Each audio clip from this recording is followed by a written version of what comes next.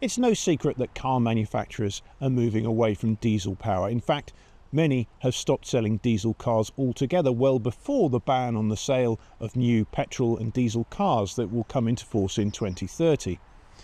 Now, for some caravanners, that's a bit of a disappointment because diesel power gives excellent economy while towing, and it also has plenty of pulling power for coping with a big caravan. This Audi Q5 is still available with diesel power. In this case, it's a 204 horsepower diesel with four-wheel drive. So on paper, it should make a really good tow car for caravanners who plan to stick with diesel for a few more years yet. To find out, we've matched the Q5 to a Swift Conqueror 580 weighing 1,503 kilograms, borrowed from Spinney, Warwickshire. With a curb weight of 2,030 kilograms, the Q5 has an 85% match figure of 1,726 kilos. That's well within the towing capacity of 2.4 tonnes, although of course we'd recommend sticking to the 85% guideline for the sake of stability. With 295 pounds-feet of torque, the diesel engine has enough pulling power to cope with a hefty tourer, although it's worth noting that some alternatives, like the Kia Sorento diesel, have a little bit of extra punch.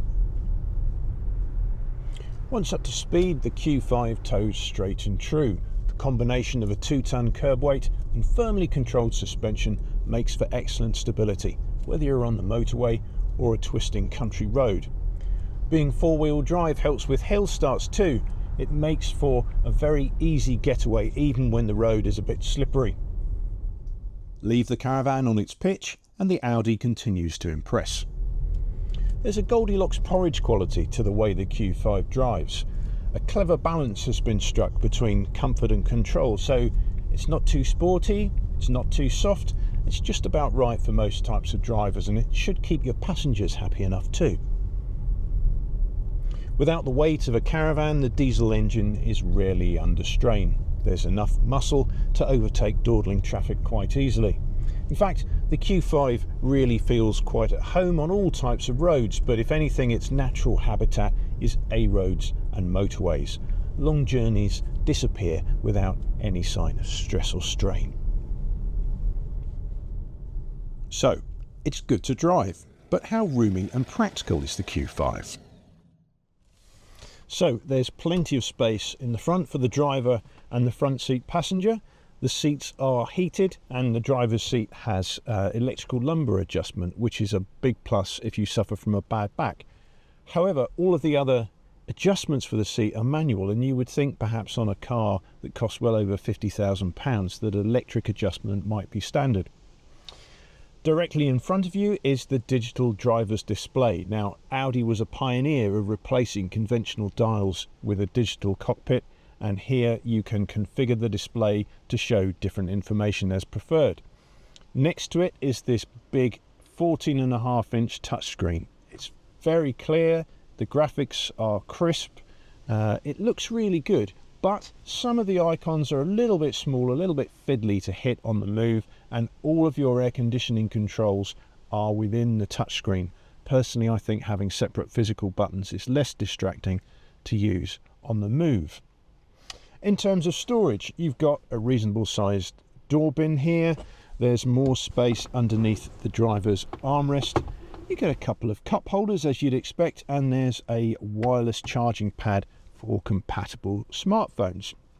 The build quality, well, that's always been an Audi strength, but now not so much. I don't really think you get the big uplift in quality compared with a Skoda or a Volkswagen that you used to get with Audi.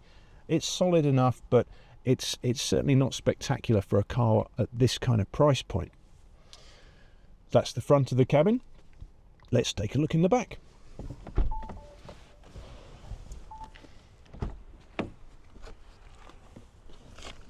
So, it's a bit of a squeeze for me to get in the back. Now, I'm 6'3" and the driver's seat is set up for me. Let's be honest, you're probably not going to carry a 6'3" passenger behind a 6'3" driver all that often, but a little bit more space would be welcome, and you can get much roomier cars than this for similar money. I'm thinking of cars like the Kia Sorento and the Hyundai Santa Fe. They might not have the premium badge that the Audi has, but they do have an awful lot more rear legroom. On the plus side, these seats do recline if the rear seat passengers want to take a nap. They also move back and forth on runners, which is handy if you want to have a bit more luggage room, but you're still carrying people in the back.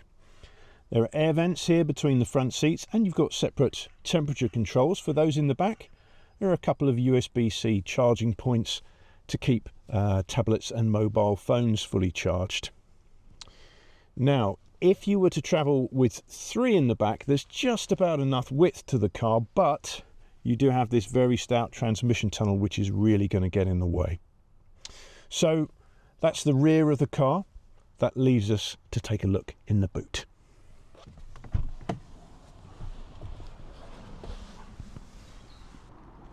So, with the rear seats upright and all the way back on their runners, there's 520 litres of space in the boot.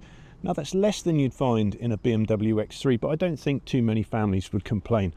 There's plenty of room for your bags in there. There's also a bit more space underneath the floor if you want to have some items hidden away. Should you need more space, the rear seats split and fold in 3 parts, and I think being in 3 parts rather than 2 can be really handy if you've got a long item that you want to carry but you still want to have space for 2 rear seat passengers. Now the tow ball drops down at the push of a button. You just push the button here and then it falls down and you flick it the last little way into place. The maximum download on the tow bar is 100 kilograms, and at the time of our test in the spring of 2026, this will cost you £1,155. That's on top of the Q5 diesel S-Line's asking price of £56,560. That's quite steep compared with some other 5-seat SUVs with less prestigious badges, some of which have more kit as standard. The diesel is not as tax efficient for company car drivers as the plug-in hybrid version. However, private buyers will appreciate the consistent fuel economy and the official combined figure of 44.6 mpg. We saw 26.8 mpg while towing. The likes of the Skoda Kodiaq and Mazda CX-60 are better value for money, but there's no denying the Audi Q5's towing ability. It's stable, it performs well, and it's fuel efficient. In fact, the Q5 shows that diesel still has a lot to offer for caravanners. When you've watched the video, please do subscribe to the Camping and Caravanning Club's channel if you haven't already. Click on the notification button and you'll never miss any of the club's tow car, caravan, camping and motorhome content. If you've enjoyed the video, feel free to click on the thumbs up button to like it and let us know what you think in the comments.